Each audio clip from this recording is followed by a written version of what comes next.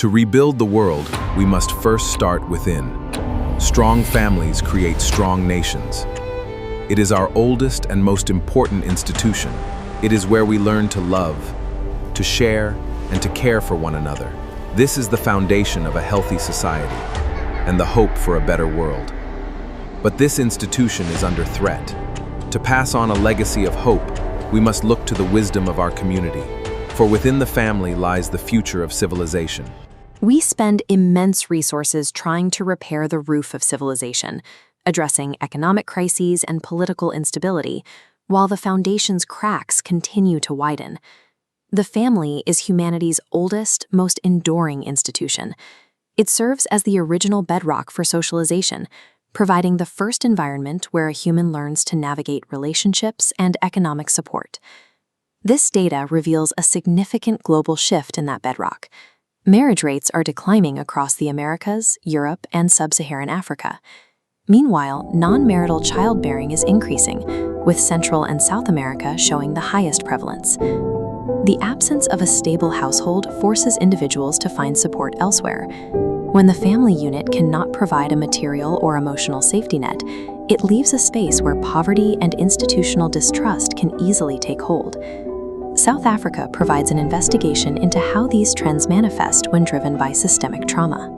Here, the fracturing of households emerged as a direct consequence of long-term social engineering. For decades, the regional migrant labor system demanded manpower for the mines, routinely separating fathers from their homes for 11 months of the year. The state codified this separation in directives like this 1967 circular. It classified non-working family members as economically superfluous. These policies mandated the physical splitting of families, resettling those labeled non-productive in homelands. Forced removals physically tore apart established communities. Families were crowded onto trucks with their furniture, dismantling the kinship networks they relied on for survival. These disruptions were reinforced by racial segregation. By restricting movement and economic opportunity, the state systematically weakened the African family's ability to function. Today, modern economic pressures continue this pattern. High youth unemployment and the financial obligations associated with marriage make formalizing a union nearly impossible for a significant portion of the population. The engineered dismantling of the home left a trail of predictable outcomes. The fractured family structures seen today are the logical result of forces that spent decades pulling the unit apart. The family is the first society a human being encounters. It is the setting for the first integration of an individual into social life. Parental warmth acts as a physical reinforcement in the brain, associated with higher levels of flourishing and self-esteem later in life. By providing emotional security and nurturing relationships, parents help a child internalize empathy and the ability to eventually navigate moral choices. When male role models are absent, children often experience father hunger, a deep desire for emotional connection that can disrupt the maturation process. This absence forces a shift in identity development.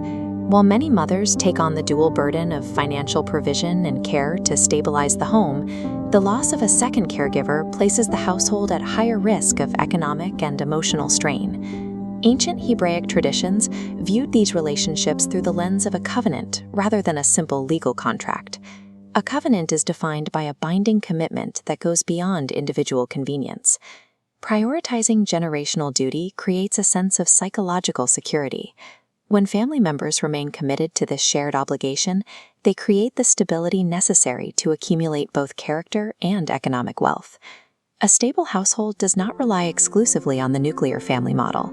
History shows that various family forms can successfully raise and protect children. The African philosophy of Ubuntu, I am because we are, offers a framework for this resilience. It defines a person for their relationships with others, rather than as an isolated individual. Ubuntu expands the definition of family into an interconnected web of extended kin. In this model, aunts, uncles, and neighbors act as secondary caregivers, ensuring that no child is left without a support system. This network absorbs societal shocks through skip-generation households. When parents are absent due to labor migration or health crises, grandparents often take full responsibility for raising the next generation. Resilience in a family comes from this cooperative network, A household that can provide unbroken care through extended kinship is often more stable than a nuclear unit attempting to survive in isolation. Repairing the societal foundation requires a collaboration between the state and the individual. Both must work to remove the impediments to the family arrangements that people desire. State policy can support families by providing inclusive services. This includes implementing economic safety nets and family preservation services that strengthen existing kinship networks rather than working against them. Individual responsibility remains the primary engine of change. This involves supporting relatives in need and raising children with a clear set of values that enable them to participate fully in society. Thabo Mbeki spoke of an African Renaissance, a new identity rejecting historical trauma, focusing on burgeoning community ties throughout the new landscape. Stable families produce secure individuals. These individuals form the basis of cooperative communities, eventually creating a nation capable of withstanding external economic and social disruption. The stabilization of a society begins with the covenantal commitment made at the dinner table. Rebuilding our civilization starts inside the home. Usually, when we think about building a strong society, we tend to picture the massive things. Right. Like skyscraper economies or, sprawling legal systems. Exactly. Giant government institutions. We always look at the macro level. Right. The grand architecture of a nation. We almost always look from the top down. But today, we are going to look in the exact opposite direction. We're zooming all the way in to look at the microscopic building block of all of those massive structures. Yeah, getting right down to the root of it. So welcome to today's deep dive. We are really reframing how you look at the family. Right, because we aren't just talking about a domestic living arrangement. Yeah, who happens to share a roof and a grocery bill.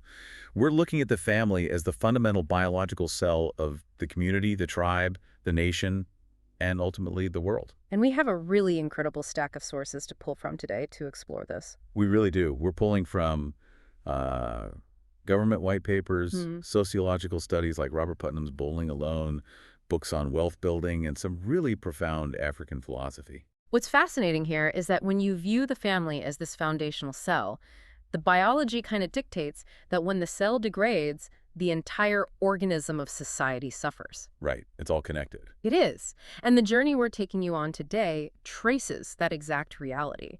We are going to explore the original design of this institution, how systemic and economic forces have, actively fractured it over time. And the generational fallout of that, right? Exactly. The psychological fallout we're witnessing globally, and the urgent imperative to regenerate this institution to produce a higher quality world.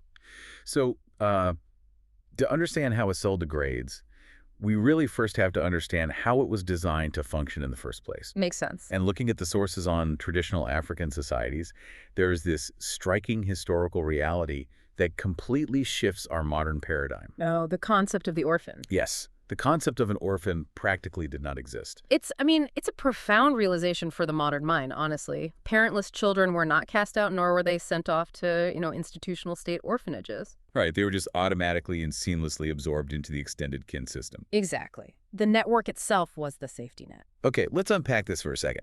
Imagine the typical Western nuclear family as an individual potted plant. Okay, I like this analogy. Right. So if you drop the pot and it shatters, the plant simply dies. It has no backup. It's completely isolated. Exactly.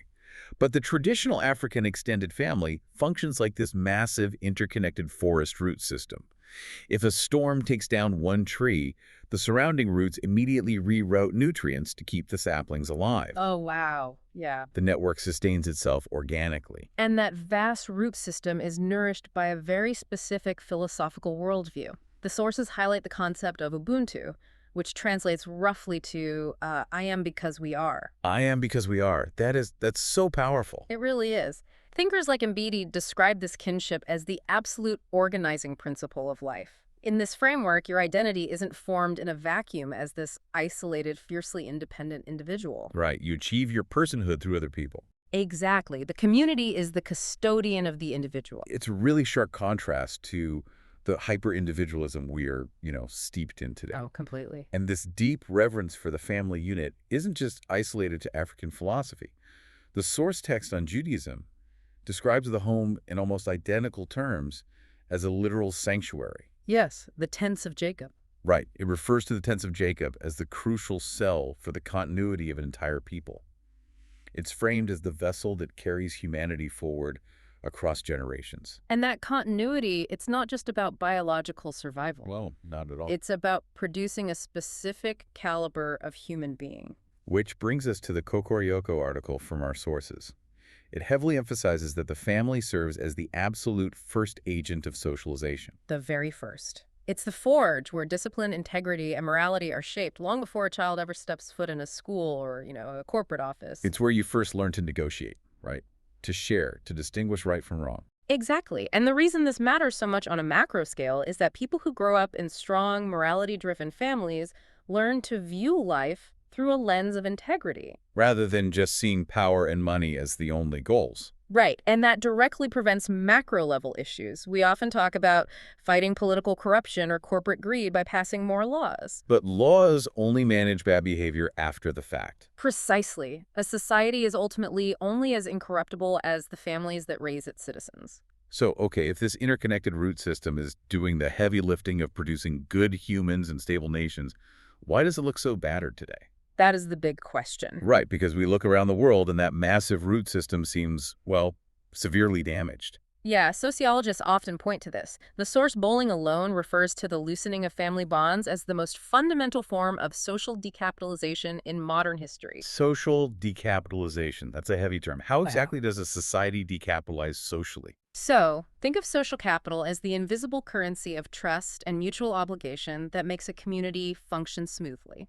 Okay. When families fracture, those immediate networks of trust evaporate. People become isolated, civic engagement drops, and the community loses its inherent capacity to solve problems collectively. The capital is just drained from the system. Exactly. It's gone. But I have to push back a little here based on what we see culturally. Isn't this loosening of bonds just a cultural shift? How do you mean? Well, are people just choosing individualism, or were there actual systemic forces that broke the family apart? It is so easy to look at it through the lens of pure individual choice or empowerment. But when we look at the historical data and the sources, particularly the context of South Africa, the degradation of the family was absolutely not an accident. Right. The sources are very clear on that. Yeah, during apartheid, there was deliberate state-orchestrated social engineering. Meaning they physically dismantled the root system. Systematically. Forced removals uprooted over 3.5 million people. Wow. 3.5 million. And furthermore, the migrant labor system was explicitly designed to serve a cheap labor economy by fracturing the African family. Fathers were compelled to live in hostels hundreds of miles away from their wives and children. For like 11 months out of the year. Yes. You literally had the fracturing of the family cell mandated by law. That is just wild to think about. And the government circulars from that era explicitly classified the aged, the unfit, widows, and women with dependent children as non-productive. Oh my God. So they were forced into homelands, physically separated from the working men. You cannot inflict that level of systemic trauma on a foundational institution and expect it to bounce back intact once the laws change. No, of course not. Yeah. And here's where it gets really interesting. Because even after those laws were abolished, the structure didn't magically heal. Right. Because now you have this modern layer of economic constraint acting as a pressure cooker. Global marriage rates are just plummeting. Oh, everywhere. Yeah. And in South Africa specifically, the sources highlight this brutal intersection of high youth unemployment and the traditional cultural expectation of ilabelo. The bride wealth, yes. Right. So young men cannot find steady jobs. So they cannot afford ilabelo, which means they literally cannot formally marry. The economic barriers to entry have become nearly insurmountable. Marriage has essentially transitioned from being the universal foundation of society into a middle-class luxury. Which is tragic. When you synthesize all of these factors, the picture becomes very clear. You have Western individualism prioritizing autonomy over communal obligation. Right. You have deep historical trauma disrupting families for economic exploitation, and modern economic pressures making it financially impossible for many to form a stable family unit. We have effectively starved this foundational cell of its necessary resources. Culturally, historically, and economically. And when an organism is starved of resources, it doesn't just quietly fade away, right? It adapts to survive. Exactly. So what does that adaptation actually look like for the family? Well, it results in drastic structural mutations. Because the traditional extended network has broken down and economic realities prevent new nuclear families from forming, we are seeing things like skip-generation households. This is where grandparents are raising kids. Yes, grandparents left to raise their grandchildren entirely on their own, often while battling extreme poverty. That is just heartbreaking. It is. And even more alarming, the sources outline a completely new phenomenon that violates the traditional safety net of Ubuntu entirely child-headed families. Wait, really? Child-headed? Yes. These are households where the primary caregiver, the person responsible for day-to-day survival, is 18 years old or younger. A child raising children. Exactly. And alongside this, there is a worldwide crisis of father absence stretching from the U.S. to South Africa. Right, the data on fatherlessness is staggering. Because fathers are not just meant to be material providers, the psychosocial research in our sources indicates they are crucial for identity resolution and value transmission. So when fathers are absent, it creates this profound void. Yes.